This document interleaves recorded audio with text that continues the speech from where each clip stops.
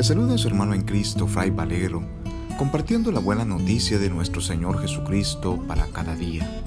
Compartimos hoy el tercer día de la novena a San Francisco con el tema La Dama Pobreza. A su regreso de Spoleto, al cabo de no muchos días de su regreso a Asís, una tarde fue elegido por sus compañeros jefe de cuadrilla para que a su gusto hiciera los gastos. Mandó entonces preparar una gran merienda, como tantas veces lo había hecho. Cuando después de merendar salieron de la casa, los amigos se formaron delante de Francisco e iban cantando por las calles, y él, con un bastón en la mano como jefe, iba un poco detrás de ellos sin cantar y meditando reflexivamente. Y sucedió que súbitamente lo visitara el Señor, y su corazón quedó tan lleno de dulzura que ni podía hablar, ni moverse, ni era capaz de sentir ni de percibir nada fuera de aquella dulcedumbre. Y quedó de tal suerte enajenado de los sentidos que, como él dijo más tarde, aunque lo hubieran partido en pedazos, no se hubiera podido mover de aquel lugar. Como los amigos miraran atrás y le vieran bastante alejado de ellos, se volvieron hasta él. Atemorizados lo contemplaban como hombre cambiado en otro. Uno de ellos le preguntó, diciéndole: ¿en qué pensabas que no venías con nosotros? ¿Es que piensas acaso casarte?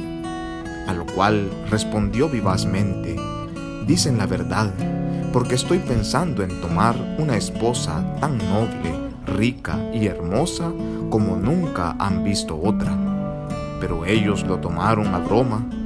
Él, sin embargo, no lo dijo por sí, sino inspirado por Dios, porque la dicha esposa fue la verdadera religión que abrazó, entre todas la más noble, la más rica y la más hermosa en su pobreza.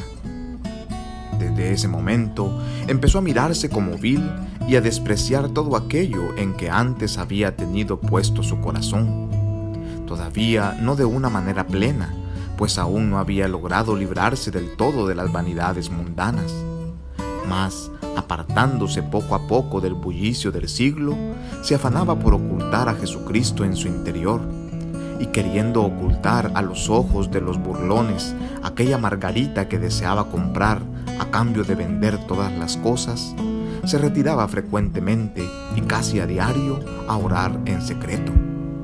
A ello le instaba en cierta manera aquella dulzura que había pregustado, visitándolo con frecuencia y estando en plazas u otros lugares lo arrastraba a la oración.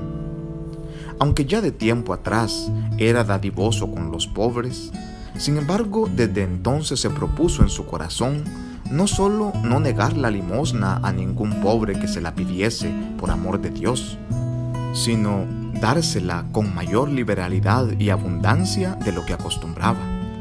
Así, siempre que algún pobre le pedía limosna, hallándose fuera de casa, le socorría con dinero.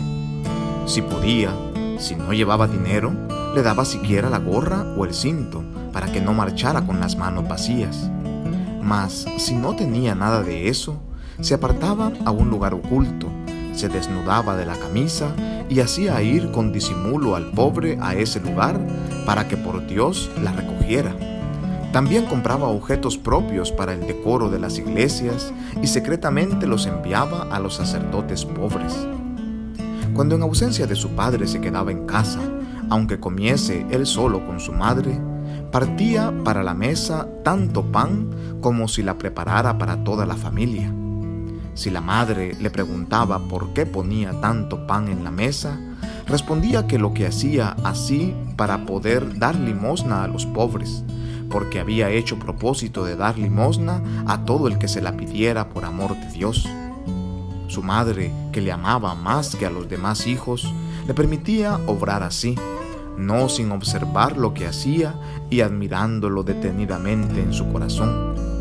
Pues así como antes le gustaba salir con los amigos cuando lo llamaban, y tanto le atraía su compañía que muchas veces se levantaba de la mesa a medio comer, causando gran pena a sus padres por estas intempestivas salidas, así ahora tenía todo su corazón pendiente de ver u oír a algún pobre para darle limosna. Trocado así por la gracia divina, aunque vestía todavía de seglar, deseaba estar en alguna ciudad donde, pasando por desconocido, pudiera despojarse de sus ropas para vestirse de préstamo con las de algún pobre y probar lo que era pedir limosna por amor de Dios. Y sucedió que por entonces fue como peregrino a Roma, y entrando en la iglesia de San Pedro, se paró a observar que los donativos de algunos eran exiguos, y se dijo para sí: mereciendo el príncipe de los apóstoles ser honrado con magnificencia, ¿cómo es que éstos ofrecen limosnas tan escasas en la iglesia donde reposa su cuerpo? Y así con gran fervor, metiendo la mano en su bolsa, la sacó con cuantas monedas pudo arramblar, y echándolas por la ventanilla del altar, produjeron tanto ruido que todos los presentes se quedaron admirados de la espléndida limosna. Saliendo fuera de las puertas de la iglesia, donde había muchos pobres pidiendo limosna, recibió de préstamo y secretamente los andrajos de un hombre pobrecillo, y quitándose sus vestidos, se vistió con los de aquel, y se quedó en la escalinata de la iglesia con otros pobres pidiendo limosna en francés, pues le gustaba hablar esta lengua, aunque no la hablaba correctamente. Después, despojándose de estos vestidos del pobre, se vistió los suyos y retornó a Asís, y empezó a pedir al Señor que se dignara dirigir sus pasos. A nadie manifestaba su secreto, ni se valía en todo esto de otro consejo que el del solo Dios, que había comenzado a dirigir sus pasos, y a veces del que pudiera darle el obispo de Asís.